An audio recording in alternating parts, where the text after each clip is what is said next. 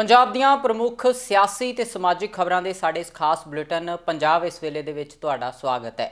ਮੈਂ ਹਾਂ ਜਗਦੀਸ਼ ਸੰਧੂ। ਬੁਲੇਟਿਨ ਦੀ ਸ਼ੁਰੂਆਤ ਕਰਦੇ ਹਾਂ ਭਾਰਤੀ ਚੋਣ ਕਮਿਸ਼ਨ ਵੱਲੋਂ ਦੇਸ਼ ਦੇ 5 ਸੂਬਿਆਂ ਦੇ ਵਿੱਚ ਵਿਧਾਨ ਸਭਾ ਚੋਣਾਂ ਦੇ ਐਲਾਨ ਤੋਂ। ਭਾਰਤੀ ਚੋਣ ਕਮਿਸ਼ਨ ਵੱਲੋਂ ਅੱਜ ਪ੍ਰੈਸ ਕਾਨਫਰੰਸ ਕਰਕੇ ਦੇਸ਼ ਦੇ 5 ਸੂਬਿਆਂ ਦੇ ਵਿੱਚ ਵਿਧਾਨ ਸਭਾ ਚੋਣਾਂ ਦੀਆਂ ਤਰੀਕਾਂ ਦਾ ਐਲਾਨ ਕਰ ਦਿੱਤਾ ਗਿਆ। ਦੇਸ਼ ਦੇ 5 ਸੂਬਿਆਂ ਦੇ ਵਿੱਚ 18 ਕਰੋੜ ਵੋਟਰਾਂ ਵੱਲੋਂ ਵਿਧਾਨ ਸਭਾ ਦੀਆਂ ਇਹ ਚੋਣਾਂ ਦੇ ਲਈ ਵੋਟਾਂ ਪਾਈਆਂ ਜਾਣਗੀਆਂ। ਪੰਜਾਬ ਦੇ ਵਿੱਚ ਚੋਣਾਂ 14 ਫਰਵਰੀ ਨੂੰ ਹੋਣਗੀਆਂ। ਚੰਡੀਗੜ੍ਹ ਵਿਖੇ ਪੰਜਾਬ ਦੇ ਮੁੱਖ ਚੋਣ ਅਫਸਰ ਵੱਲੋਂ ਪ੍ਰੈਸ ਕਾਨਫਰੰਸ ਕਰਕੇ ਸੂਬੇ ਵਿੱਚ ਚੋਣਾਂ ਸੰਬੰਧੀ ਪੂਰੀ ਜਾਣਕਾਰੀ ਦਿੱਤੀ ਗਈ ਹੈ। ਇਸ ਦੌਰਾਨ ਸਿਆਸੀ ਰੈਲੀਆਂ ਦੇ ਉੱਪਰ ਵੀ ਹੁਣ ਪਾਬੰਦੀ ਲਗਾ ਦਿੱਤੀ ਗਈ ਹੈ। ਕੋਵਿਡ ਦੇ ਹਾਲਾਤਾਂ ਦੇ ਚੱਲਦਿਆਂ ਅਜਿਹੇ ਨਿਰਦੇਸ਼ ਚੋਣ ਕਮਿਸ਼ਨ ਵੱਲੋਂ ਜਾਰੀ ਕੀਤੇ ਗਏ ਨੇ। ਕੋਵਿਡ ਦੇ ਹਾਲਾਤਾਂ ਦੇ ਚੱਲਦਿਆਂ ਇਹ ਚੋਣਾਂ ਜਲਦੀ ਕਰਵਾਈਆਂ ਜਾ ਰਹੀਆਂ ਨੇ। ਸੋ 5 ਰਾਜਾਂ ਦੇ ਵਿੱਚ ਵਿਧਾਨ ਸਭਾ ਚੋਣਾਂ ਦੇ ਲਈ ਐਲਾਨ ਕੀਤਾ ਗਿਆ ਹੈ, ਜਿੱਥੇ 18 ਕਰੋੜ ਵੋਟਰ ਵੋਟਾਂ ਪਾਉਣਗੇ। ਅਜਿਹੇ ਵਿੱਚ ਹੁਣ ਸੂਬੇ ਦੇ ਵਿੱਚ ਚੋਣ ਕਮਿਸ਼ਨ ਦੇ ਨਿਰਦੇਸ਼ਾਂ ਮੁਤਾਬਕ ਚੋਣ ਜਾਬਤਾ ਵੀ ਲੱਗ ਗਿਆ ਹੈ। ਸੋ ਚੋਣ ਕਮਿਸ਼ਨ ਦੇ ਨਿਰਦੇਸ਼ਾਂ ਮੁਤਾਬਕ ਹੀ ਹੁਣ ਅਗਲੇ ਸਿਆਸੀ ਅਤੇ ਸਮਾਜਿਕ ਕਾਰਜ ਹੋ ਸਕਣਗੇ। इलेक्शन मशीनरी को गाइडलाइन जारी कर दिया है। रिक्वेस्ट यह है पॉलिटिकल पार्टी से डिजिटल वर्चुअल कैंपेन पे ज्यादा ध्यान दे और इस बार जो एक्सपेंडिचर लिमिट है वो बढ़ा दिया गया है, 40 लाख हो गया। और Covid appropriate behaviour is a must, compulsory, non negotiable and zero tolerance. Covid appropriate behaviour by all concerned stakeholders, zero tolerance हम इसमें अपनाएंगे। Mandatory for all stakeholders to ensure COVID appropriate behavior. No road shows, yatras, cycle rallies, vehicle rallies till 15th जनवरी। इसके बाद फिर election commission of India review करेगा और उसके बाद जेडे भी सानू इंस्ट्रक्शन मिलेगा फिर तुहाडे राही मैं पॉलिटिकल पार्टीज नू पंजाब दी सारी जनता नू मैं इन्फॉर्म करूंगा तुहाडे राही। और कैंपेन कर्फ्यू इलेक्शन कमीशन ने एक शब्द दिया है, 8 शाम को 8 PM से सवेरे 8 PM तक कोई कैंपेन वगैरह नहीं करना। एंड नो नुक्कड़ नाटक कॉर्नर्स एट पब्लिक प्लेसेस, ध्यान रखना पब्लिक प्लेसेस में कोई इस तरीका कोई नहीं करना ताकि जो लोगों की सेहत लिए खतरनाक हो। नो विक्ट्री प्रोसेशंस ओनली, अगर जाना है तो 2 लोग जा सकते हैं विक्ट्री प्रोसेशन के लिए एज पर दी ROs का गाइडलाइंस देता है उसके हिसाब से। ਮੁੱਖ ਮੰਤਰੀ ਚਰਨਜੀਤ ਸਿੰਘ ਚੰਨੀ ਵੱਲੋਂ ਟਰੱਕ ਆਪਰੇਟਰ ਯੂਨੀਅਨ ਦੇ ਨਾਲ ਅੱਜ ਇੱਕ ਮੁਲਾਕਾਤ ਕੀਤੀ ਗਈ। ਇਸ ਮੁਲਾਕਾਤ ਦੌਰਾਨ CM ਚੰਨੀ ਨੇ ਟਰੱਕ ਆਪਰੇਟਰ ਯੂਨੀਅਨ ਦੀਆਂ ਕਈ ਮੰਗਾਂ ਪ੍ਰਵਾਨ ਕੀਤੀਆਂ ਨੇ। ਇਸ ਮੌਕੇ CM ਚੰਨੀ ਨੇ ਐਲਾਨ ਕੀਤਾ ਹੈ ਕਿ ਟਰੱਕ ਯੂਨੀਅਨਾਂ ਨੂੰ ਉਹਨਾਂ ਵੱਲੋਂ ਬਹਾਲ ਕਰ ਦਿੱਤਾ ਗਿਆ। CM ਚੰਨੀ ਨੇ ਕਿਹਾ ਕਿ ਟਰੱਕ ਯੂਨੀਅਨ ਅਤੇ ਇੰਡਸਟਰੀ ਦੇ ਨੁਮਾਇੰਦੇ ਬੈਠ ਕੇ ਰੇਟ ਤੈਅ ਕਰਿਆ ਕਰਨਗੇ। ਇਸ ਤਰ੍ਹਾਂ ਨਾ ਤਾਂ ਟਰੱਕ ਆਪਰੇਟਰਾਂ ਨੂੰ ਕੋਈ ਨੁਕਸਾਨ ਹੋਵੇਗਾ ਤੇ ਇੰਡਸਟਰੀ ਨੂੰ ਵੀ ਫਾਇਦਾ ਹੋਵੇਗਾ। ਇਸ ਮੌਕੇ CM ਚੰਨੀ ਨੇ ਪੱਲੇਦਾਰ ਯੂਨੀਅਨ ਦੀਆਂ ਵੀ ਕਈ ਮੰਗਾਂ ਸੁਣੀਆਂ ਅਤੇ ਉਹਨਾਂ ਨੂੰ ਹੱਲ ਕਰਨ ਦਾ ਭਰੋਸਾ ਦਿੱਤਾ ਹੈ।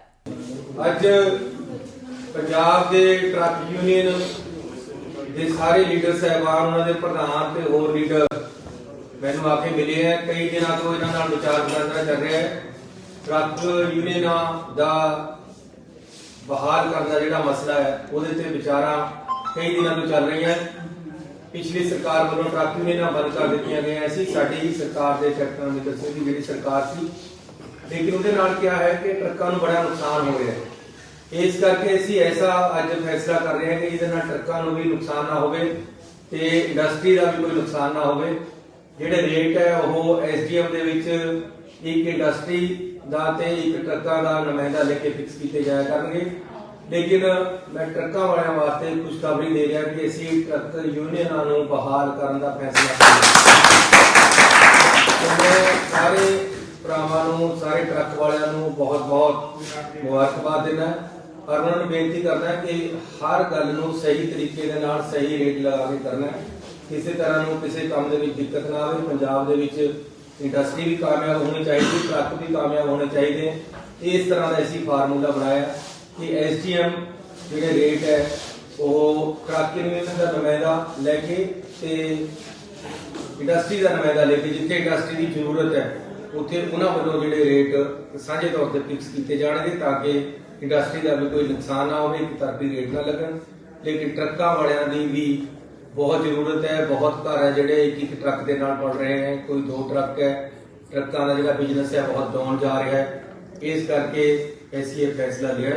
ਸੋ ਮੈਨੂੰ ਬੜੀ ਉਮੀਦ ਹੈ ਕਿ ਇਹਦੇ ਨਾਲ ਪੰਜਾਬ ਦੇ ਵਿੱਚ ਸਹੀ ਤਰੀਕੇ ਦੇ ਨਾਲ ਸਹੀ ਰੇਟ ਟਰੱਕਾਂ ਵਾਲਿਆਂ ਨੂੰ ਮਿਲਣਗੇ ਤੇ ਇੰਡਸਟਰੀ ਦਾ ਵੀ ਸਹੀ ਤਰੀਕੇ ਨਾਲ ਰੇਟ ਲੱਗਣਗੇ।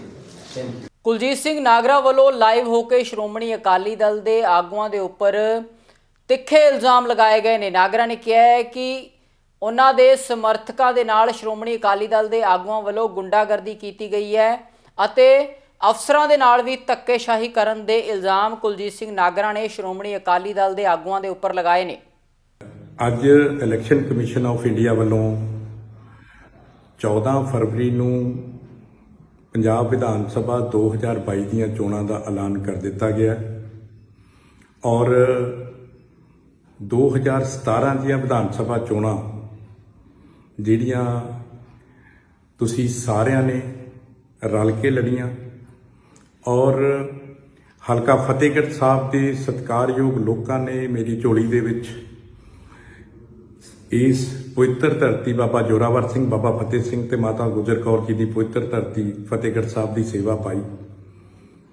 ਜਿਸ ਤਰ੍ਹਾਂ ਤੁਸੀਂ ਸਾਰੇ ਜਾਣਦੇ ਹੋ ਔਰ ਦੇਖਦੇ ਹੋ ਆਪਣੇ ਇਲਾਕੇ ਨੂੰ ਸਰਵਪੱਖੀ ਵਿਕਾਸ ਜਿਹੜਾ ਹੈਗਾ ਆ ਉਹ ਤਕਰੀਬਨ 5 ਸਾਲਾਂ ਦੇ ਵਿੱਚ ਮੈਂ ਤੇ ਮੇਰੇ ਪਰਿਵਾਰ ਵੱਲੋਂ ਪੂਰਨ ਰੂਪ ਦੇ ਵਿੱਚ ਸੇਵਾ ਨੂੰ ਲੈਂਦਿਆਂ ਹੋਇਆ ਔਰ ਸੇਵਾ ਨੂੰ ਸਮਝਦਿਆਂ ਹੋਇਆ ਪੂਰੀ ਦ੍ਰਿੜਤਾ ਨਾਲ ਸਾਫ਼ ਸੁਥਰੇ ਤਰੀਕੇ ਨਾਲ ਇਮਾਨਦਾਰੀ ਦੇ ਨਾਲ ਕਰਨ ਦੀ ਕੋਸ਼ਿਸ਼ ਕੀਤੀ ਹੈ ਔਰ ਕੀਤਾ ਆ ਜਿਹੜਾ ਕਿ ਆਪਣੇ ਆਪ ਦੇ ਵਿੱਚ ਵਿਕਾਸ ਇੱਕ ਮੂੰਹ ਬੋਲਦੀ ਤਸਵੀਰ ਹੈ ਫਤਿਹਗੜ੍ਹ ਸਾਹਿਬ ਹਲਕੇ ਦੀ।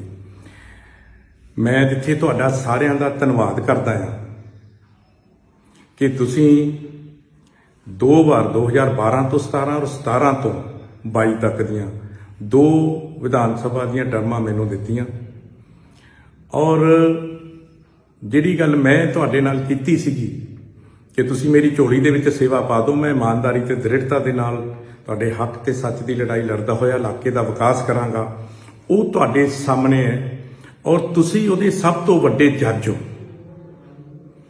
ਅੱਜ ਕੁਝ ਲੋਕ ਜਿਨ੍ਹਾਂ ਨੂੰ ਇਹ ਵਿਕਾਸ ਚੰਗਾ ਨਹੀਂ ਲੱਗਦਾ, ਜਿਨ੍ਹਾਂ ਦੇ ਕੋਲ ਕੋਈ ਮੁੱਦਾ ਨਹੀਂ ਹੈਗਾ, ਉਹ ਹੋਸ਼ੀਆਂ ਹਰਕਤਾਂ ਤੇ ਉਤਰੇ ਹੋਏ ਨੇ।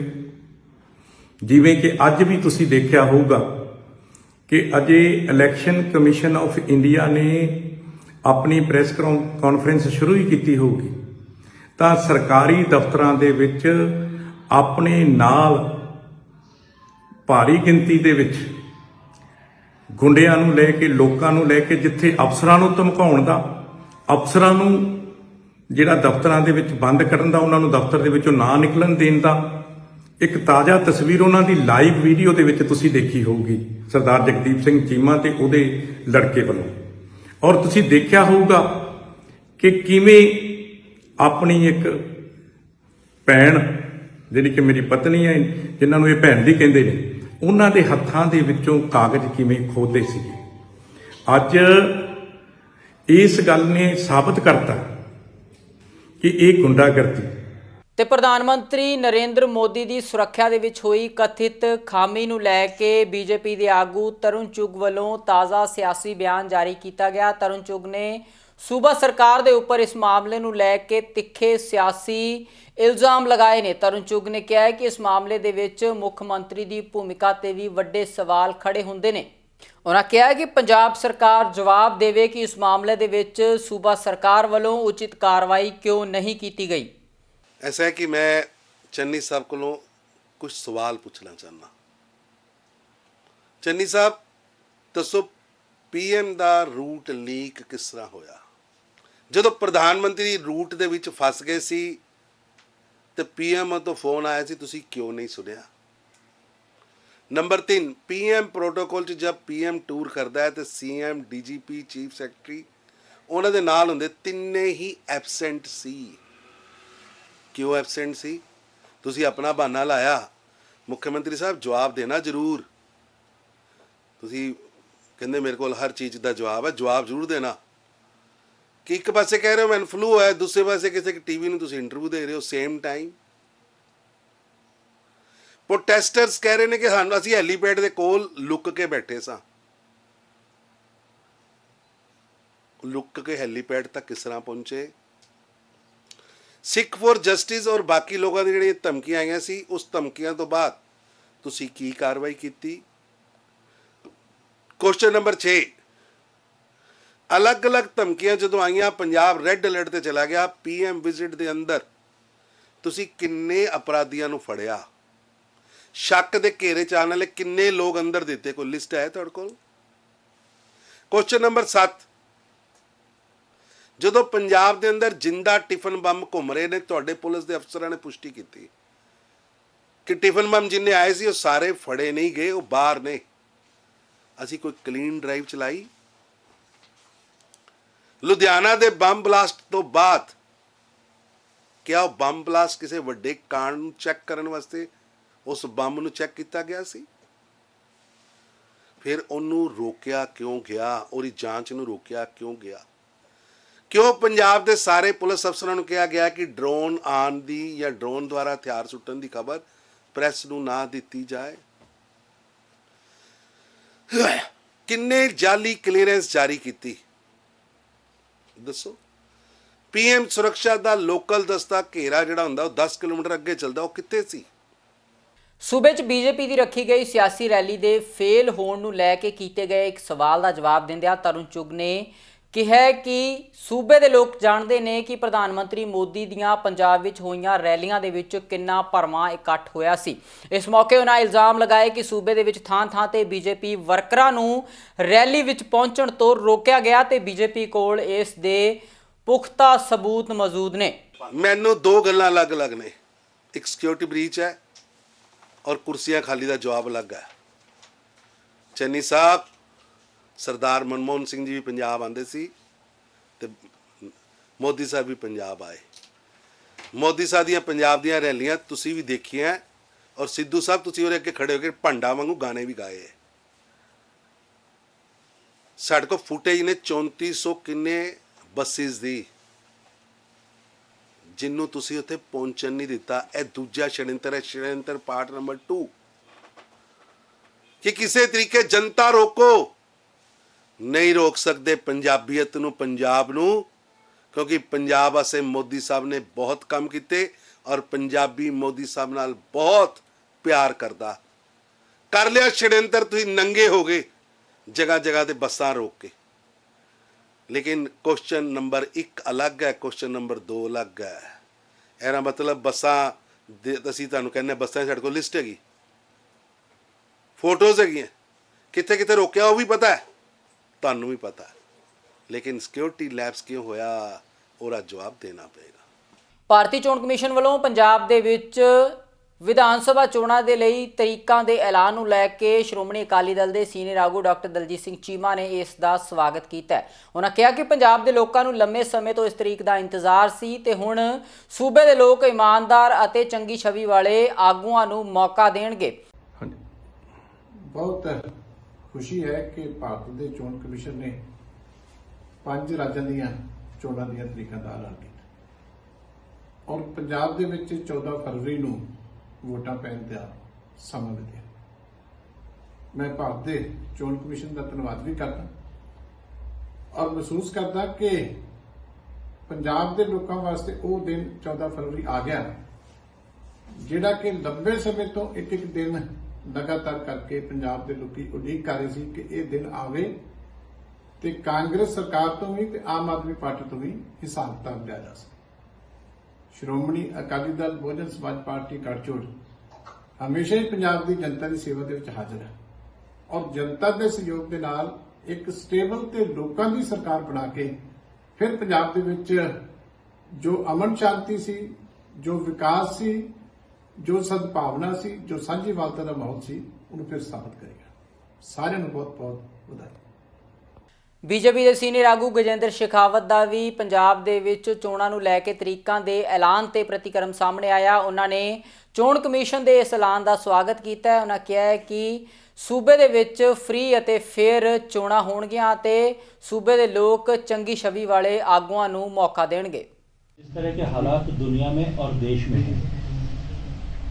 कोरोना के केसेस की संख्या जिस तरह से एकदम से बढ़ी है, हम सब ने देखा है कि पिछले 8 ही दिनों में 9,000 से बढ़कर के हम 1 लाख से कहीं अधिक तक पहुंच चुके हैं प्रतिदिन केसेस की दृष्टि से। तो निश्चित ही ये इलेक्शन कमीशन का निर्णय स्वागत योग्य है, लेकिन साथ ही मैं ये कहना चाहूँगा कि इलेक्शन कमीशन ने तारीखों का ऐलान करके और साथ में इन व्यवस्थाओं का ऐलान करके उन सारे लोगों की राजनीतिक चर्चाओं पर विराम लगा दिया है जो अपनी कमजोरियों को छुपाने के लिए अलग अलग तरह के कयास लगाते थे कि चुनाव पोस्टपोन करने के लिए सरकार काम कर रही है, सरकार चुनाव पोस्टपोन करना चाहती है, समय पर नहीं कराना चाहती है। मुझे लगता है कि उन सारे आकलनों पे, उन सारी चर्चाओं पर विराम लगाए। अब सभी पॉलिटिकल पार्टियों को फ्री एंड फेयर इलेक्शन हो, सब लोग सौहार्द को बनाए रखते हुए चुनाव में जाए, इसकी आवश्यकता है। ਪ੍ਰਧਾਨ ਮੰਤਰੀ ਦੀ ਸੁਰੱਖਿਆ ਦੇ ਵਿੱਚ ਕਥਿਤ ਖਾਮੀ ਦੀ ਗੱਲ ਨੂੰ ਲੈ ਕੇ ਗਜੇਂਦਰ ਸ਼ੇਖਾਵਤ ਨੇ ਕਿਹਾ ਹੈ ਕਿ ਦੇਸ਼ ਭਰ ਦੇ ਲੋਕਾਂ ਨੇ ਸੂਬੇ ਦੇ ਵਿੱਚ ਹੋਈ ਇਸ ਘਟਨਾ ਤੋਂ ਬਾਅਦ ਪ੍ਰਧਾਨ ਮੰਤਰੀ ਦੀ ਸੁਰੱਖਿਆ ਨੂੰ ਲੈ ਕੇ ਚਿੰਤਾ ਜਤਾਈ ਹੈ। ਸ਼ੇਖਾਵਤ ਨੇ ਕਿਹਾ ਹੈ ਕਿ ਸੂਬਾ ਸਰਕਾਰ ਦੀ ਜ਼ਿੰਮੇਵਾਰੀ ਬਣਦੀ ਹੈ ਕਿ ਪ੍ਰਧਾਨ ਮੰਤਰੀ ਦੀ ਸੁਰੱਖਿਆ ਦਾ ਖਿਆਲ ਰੱਖਿਆ ਜਾਵੇ। ਇਸ ਮੌਕੇ ਉਹਨਾਂ ਨੇ ਕਾਂਗਰਸ ਦੀ ਸੂਬਾ ਸਰਕਾਰ ਦੇ ਉੱਪਰ ਤਿੱਖੇ ਸਿਆਸੀ ਵਾਰ ਵੀ ਕੀਤੇ ਨੇ। और देश के 135 करोड़ लोगों ने, चाहे वो किसी भी राजनीतिक विचारधारा के होंगे, शायद कुछ लोगों का साहस नहीं होगा कि अपनी राजनीतिक विचारधाराओं के चलते हुए वो खुले में आकर के इसकी निंदा करें, लेकिन अकेले में बैठ करके शायद हर एक व्यक्ति ने इसकी निंदा की होगी। देश का प्रधानमंत्री का पद जो अपने आप में एक इंस्टीट्यूशन है, उनकी सुरक्षा के साथ जिस तरह से खिलवाड़ हुई, भारत का रहने वाला व्यक्ति चाहे कहीं भी दुनिया में होगा, उसका मन व्यक्ति तक चिंतित हुआ होगा। जहां तक फ्री एंड फेयर इलेक्शन कराने का विषय है, एडिकेट सेंट्रल फोर्सेस अब जो है वो डिप्लॉय की जाएंगी और election commission free and fair election ensure करेगा। ये जो है अभी चीफ इलेक्शन कमीशन ने अपने जो है सवाल का जवाब देते हुए ये कहा है। ਆਮ ਆਦਮੀ ਪਾਰਟੀ ਦੇ ਆਗੂ ਰਾਘਵ ਚੱਡਾ ਅਤੇ ਪੰਜਾਬ ਪ੍ਰਭਾਰੀ ਜਰਨੈਲ ਸਿੰਘ ਦੁਆਰਾ ਚੰਡੀਗੜ੍ਹ ਵਿਖੇ ਇੱਕ ਪ੍ਰੈਸ ਕਾਨਫਰੰਸ ਕਰਕੇ ਬੀਜੇਪੀ ਉੱਪਰ ਤਿੱਖੇ ਸਿਆਸੀ ਨਿਸ਼ਾਨੇ ਵਿੰਨੇ ਗਏ ਨੇ।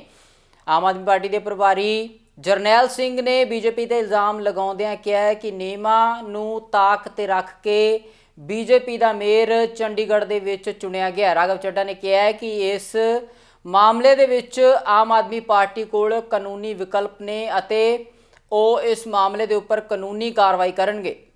ਇਸ ਮੌਕੇ ਦੋਹਾਂ ਆਗੂਆਂ ਵੱਲੋਂ ਅਫਸਰਸ਼ਾਹੀ ਤੇ ਵੀ ਦਬਾਅ ਵਿੱਚ ਕੰਮ ਕਰਨ ਦੇ ਇਲਜ਼ਾਮ ਲਗਾਏ ਗਏ ਨੇ। ਚੰਡੀਗੜ੍ਹ ਨਗਰ ਨਿਗਮ ਚੋਣਾਂ ਦੇ ਨਤੀਜੇ ਆਏ ਤੇ ਚੰਡੀਗੜ੍ਹ ਦੇ ਲੋਕਾਂ ਦਾ ਫੈਸਲਾ ਲੋਕਾਂ ਦੇ ਸਾਹਮਣੇ ਆ ਗਿਆ ਕਿ ਲੋਕਾਂ ਨੇ ਸਭ ਤੋਂ ਵੱਡੀ ਪਾਰਟੀ ਆਮ ਆਦਮੀ ਪਾਰਟੀ ਨੂੰ ਬਣਾਇਆ।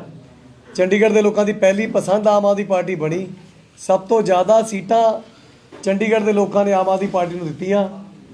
ਕਨਸਟੀਟਿਊਸ਼ਨ ਦੇ ਮੁਤਾਬਕ ਅੱਜ ਆਮ ਆਦਮੀ ਪਾਰਟੀ ਦਾ ਮੇਅਰ ਚੰਡੀਗੜ੍ਹ ਕਾਰਪੋਰੇਸ਼ਨ ਵਿੱਚ ਬਣਨਾ ਸੀ, ਪਰ ਬੀਜੇਪੀ ਜਿੱਦਾਂ ਤੁਸੀਂ ਕਹਿ ਸਕਦੇ ਹੋ ਇਸ ਚੀਜ਼ ਦਾ ਇੱਕ ਟਰੈਕ ਰਿਹਾ ਹੈ ਕਿ ਲੋਕਾਂ ਦੇ ਫਤਵੇ ਦਾ ਅਪਮਾਨ ਕਿਸ ਤਰੀਕੇ ਕਰਨਾ ਹੈ। ਇਸ ਤੋਂ ਪਹਿਲਾਂ ਵੀ ਬਹੁਤ ਵਾਰੀ ਵੇਖਿਆ। ਸਭ ਤੋਂ ਪਹਿਲੀ ਗੱਲ ਕਿ ਜਦੋਂ ਬੀਜੇਪੀ ਦੀ ਕਿਤੇ ਸਰਕਾਰ ਨਹੀਂ ਬਣਦੀ ਤੇ ਹਰ ਵਾਰ ਦੀ ਤਰ੍ਹਾਂ ਕਾਂਗਰਸ ਨੇ, ਜੋ ਆਪਾਂ ਸ਼ੁਰੂ ਤੋਂ ਕਹਿੰਦੇ ਆਏ ਹਾਂ ਕਿ ਕਾਂਗਰਸ ਤੇ ਬੀਜੇਪੀ ਦੇ ਵਿੱਚ ਨਜਾਇਜ਼ ਸੰਬੰਧ ਨੇ, ਉਹ ਨਜਾਇਜ਼ ਸੰਬੰਧਾਂ ਦਾ ਇੱਕ ਵਾਰ ਫਿਰ ਤੋਂ ਪ੍ਰਮਾਣ ਦਿੱਤਾ ਕਿ ਆਪਣਾ ਪਾਰਸ਼ਦ ਸਿੱਧਾ ਬੀਜੇਪੀ ਦੇ ਵਿੱਚ ਸ਼ਾਮਲ ਕਰਾਤਾ। ਕਾਂਗਰਸ ਦਾ ਪਾਰਸ਼ਦ ਬੀਜੇਪੀ ਦੇ ਵਿੱਚ ਸ਼ਾਮਲ ਹੋਣ ਤੋਂ ਬਾਅਦ ਵੀ ਜਦੋਂ ਗੱਲ ਨਹੀਂ ਬਣੀ, ਉਸ ਤੋਂ ਬਾਅਦ ਕੀ ਕੀਤਾ ਗਿਆ, ਐਮਪੀ ਦੀ ਵੋਟ ਵੀ ਕਰਾ ਲਈ ਗਈ। ਐਮਪੀ ਦੀ ਵੋਟ ਕਰਾਉਣ ਤੋਂ ਬਾਅਦ ਵੀ ਗੱਲ ਨਹੀਂ ਬਣੀ ਤੇ ਆਮ ਆਦਮੀ ਪਾਰਟੀ ਦੀ ਵੋਟ ਨੂੰ ਸਿੱਧਾ ਰਿਜੈਕਟ ਕਰਕੇ ਤੇ ਬੀਜੇਪੀ ਦੀ ਫਟੀ ਹੋਈ ਵੋਟ ਨੂੰ ਵੀ ਵੈਲਿਡ ਕਰਾਰ ਦੇ ਕੇ ਸਰੇਆਮ ਨਿਯਮ ਕਾਨੂੰਨ ਨੂੰ ਤਾਕ ਤੇ ਰੱਖ ਕੇ ਉਹਦੀ ਧੱਜੀਆਂ ਉਡਾਉਂਦੇ ਹੋਏ ਜ਼ਬਰਦਸਤੀ बीजेपी का मेयर डिक्लेयर कर दिया गया। कांग्रेस पार्टी ने बीजेपी की मदद करी, अपने काउंसलर बीजेपी को सौंप दिए, इनके काउंसलर ने बीजेपी के लिए वोट दिया और भारतीय जनता पार्टी ने एक अलायंस के चलते अपना मेयर बनाया। पूरे इलेक्शन प्रोसेस को पूरी तरीके से एक पार्शियल प्रोसेस में बनाया गया, तब्दील किया गया और फ्री एंड फेयर इलेक्शन की धज्जियां उड़ाते हुए आम आदमी पार्टी के सही वोट को फाड़कर रिजेक्ट कर दिया और बीजेपी के फटे हुए वोट को एक्सेप्ट करके वैलिड वोट करार दिया गया और आंकड़ों की बाजीगरी इस तरह करी कि बीजेपी के 14 हो जाए और आम आदमी पार्टी के 13 हो जाए और मेयर बीजेपी का बन जाए। ये एक अलायंस के तहत, कांग्रेस और बीजेपी ने अलायंस के तहत इस इलेक्शन को लड़ा है, जिसमें कांग्रेस ने अपने काउंसलर को एक्सपोर्ट किया बीजेपी में और बाकी काउंसलर्स को कहा कि आप एब्सटेन करिए वोटिंग से, यानी कि वोट डालने मत आइएगा, ताकि बीजेपी को सहूलियत मिल जाए। हम बीजेपी का मेयर तो चाहते हैं, लेकिन हम आम आदमी पार्टी का मेयर बर्दाश्त नहीं कर सकते। आने वाले समय में पंजाब में भी ये सारी पार्टियां मिलकर आम आदमी पार्टी को और अरविंद केजरीवाल जी को रोकने की कोशिश करेंगी। कांग्रेस, बीजेपी, अकाली दल, ये तीनों पार्टियां मिलकर इलेक्शन लड़ेंगी। चाहे इनके इलेक्शन सिंबल अलग हो, लेकिन अंदर से इन लोगों का एक इनफॉर्मल अनहोली नेक्सस है, एक अलायंस है, और अलायंस के तहत वो लोग आम आदमी पार्टी और अरविंद केजरीवाल जी के खिलाफ पंजाब का इलेक्शन भी लड़ेंगी। ये मैं पंजाब की आवाम को सावधान करना चाहता हूं। ਤੇ ਉਧਰ 108 ਐਂਬੂਲੈਂਸ ਡਰਾਈਵਰਾਂ ਦੇ ਵੱਲੋਂ ਸੂਬਾ ਸਰਕਾਰ ਦੇ ਖਿਲਾਫ ਰੋਸ ਪ੍ਰਦਰਸ਼ਨ ਕੀਤਾ ਗਿਆ। ਐਂਬੂਲੈਂਸ ਡਰਾਈਵਰਾਂ ਵੱਲੋਂ ਸਰਕਾਰ ਦੇ ਉੱਪਰ ਇਲਜ਼ਾਮ ਲਗਾਏ ਗਏ ਨੇ ਕਿ ਸਰਕਾਰ ਨੇ ਉਹਨਾਂ ਦੇ ਨਾਲ ਵਾਅਦੇ ਕੀਤੇ ਸਨ, ਪਰ ਵਾਅਦੇ ਪੂਰੇ ਨਹੀਂ ਕੀਤੇ ਗਏ।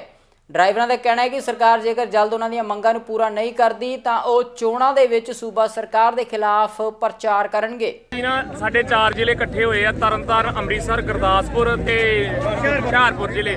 4 ਜ਼ਿਲ੍ਹੇ ਇਕੱਠੇ ਹੋਏ ਆ ਵੀ ਇਹ ਇੱਕ ਕੰਪਨੀ ਆ 108 ਜਿਹੜੀ ਚਲਾ ਰਹੀ ਹੈ ਜਗੀਜ਼ਾ ਹੈਲਥ ਕੇਅਰ। ਇਹ ਕੰਪਨੀ ਨੂੰ ਅਸੀਂ ਕਹਿੰਦੇ ਵੀ ਕੰਪਨੀ ਸਿਸਟਮ ਬੰਦ ਕਰੋ, ਸਾਨੂੰ ਜਿਹੜੇ ਪੱਕੇ ਮੁਲਾਜ਼ਮਾਂ ਦੇ ਵਿੱਚ ਮਤਲਬ ਸਾਨੂੰ ਪੱਕੇ ਕਰੋ ਤੇ ਰੈਗੂਲਰ ਕਰੋ। ਇਹਨਾਂ 4 ਮਹੀਨੇ ਹੋ ਗਏ ਸਾਡੀਆਂ ਤਨਖਾਹਾਂ ਨਹੀਂ ਆ ਰਹੀਆਂ, ਨਾ ਤੇ ਸਾਨੂੰ ਮਿਲੀ ਦੀਵਾਲੀ ਤੇ ਤਨਖਾਹ ਜੀ, ਤੇ ਨਾ ਸਾਨੂੰ ਕੋਈ ਮਤਲਬ ਦੁਸਹਿਰੇ ਦੇ ਕੋਈ, ਸਾਨੂੰ 4 ਮਹੀਨੇ ਹੋ ਗਏ ਤਨਖਾਹ ਨਹੀਂ ਸਾਡੀ ਆ ਰਹੀ ਜੀ। ਸਾਡਾ ਮੇਨ ਮੁੱਦਾ ਵਾ ਕੰਪਨੀ ਬਾਹਰ ਹੋਣੀ ਚਾਹੀਦੀ, ਕੰਪਨੀ ਬਾਹਰ ਕਰੋ ਜੀ। ਇਸ ਸੰਬੰਧੀ ਕੋਈ ਸਰਕਾਰ ਨੂੰ ਮੰਗ ਪੱਤਰ।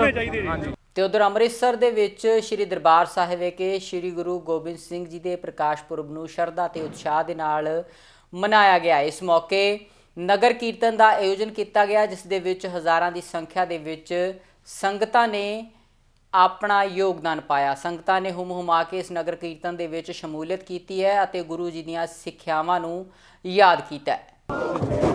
ਅੱਜ ਸਾਹਿਬ ਸ੍ਰੀ ਗੁਰੂ ਗੋਬਿੰਦ ਸਿੰਘ ਸਾਹਿਬ ਜੀ ਦੇ ਪਾਵਨ ਪ੍ਰਕਾਸ਼ ਗੁਰਪੁਰਬ ਮਨਾਉਣ ਵਾਸਤੇ ਸ਼੍ਰੋਮਣੀ ਗੁਰਦੁਆਰਾ ਪ੍ਰਬੰਧਕ ਕਮੇਟੀ ਸ੍ਰੀ ਦਰਬਾਰ ਸਾਹਿਬ ਜੀ ਵੱਲੋਂ ਨਗਰ ਕੀਰਤਨ ਦੀ ਪ੍ਰਾਰੰਭਤਾ ਕੀਤੀ ਗਈ ਹੈ, ਜੋ ਪਰਿਕਰਮਾ ਵਿੱਚੋਂ ਹੁੰਦਾ ਹੋਇਆ ਸ੍ਰੀ ਅਕਾਲ ਤਖਤ ਸਾਹਿਬ ਜੀ ਵਿਖੇ ਜਾ ਕੇ ਸੰਪੂਰਨ ਹੋਵੇਗਾ। ਸਤਿਗੁਰੂ ਗੁਰੂ ਗੋਬਿੰਦ ਸਿੰਘ ਸਾਹਿਬ ਸੱਚੇ ਪਾਤਸ਼ਾਹ ਜੀ ਨੇ ਜਿੱਥੇ ਖਾਲਸੇ ਦੀ ਸਾਜਨਾ ਕੀਤੀ, ਆਪਣਾ ਸਾਰਾ ਸਰਬੰਸ ਕੁਰਬਾਨ ਕੀਤਾ, ਹਿੰਦੁਸਤਾਨ ਨੂੰ ਯਾਦ ਕਰਾਇਆ। ਇਹਨਾਂ ਸਤਿਗੁਰਾਂ ਦੇ ਪ੍ਰਕਾਸ਼ ਗੁਰਪੁਰਬ ਦੀਆਂ ਸਮੂਹ ਸਿੱਖ ਸੰਗਤਾਂ ਨੂੰ ਬਹੁਤ ਬਹੁਤ ਵਧਾਈਆਂ। ਵਾਹਿਗੁਰੂ ਜੀ ਕਾ ਖਾਲਸਾ, ਵਾਹਿਗੁਰੂ ਜੀ ਕੀ ਫਤਿਹ। ਸੂਬੇ ਦੀਆਂ ਪ੍ਰਮੁੱਖ ਸਿਆਸੀ ਅਤੇ ਸਮਾਜਿਕ ਖਬਰਾਂ ਦੇ ਇਸ ਖਾਸ ਬੁਲੇਟਿਨ ਦੇ ਵਿੱਚ ਫਿਲਹਾਲ ਇੰਨਾ ਹੀ। ਹੁਣ ਮੈਨੂੰ ਦਿਓ ਇਜਾਜ਼ਤ। ਧੰਨਵਾਦ।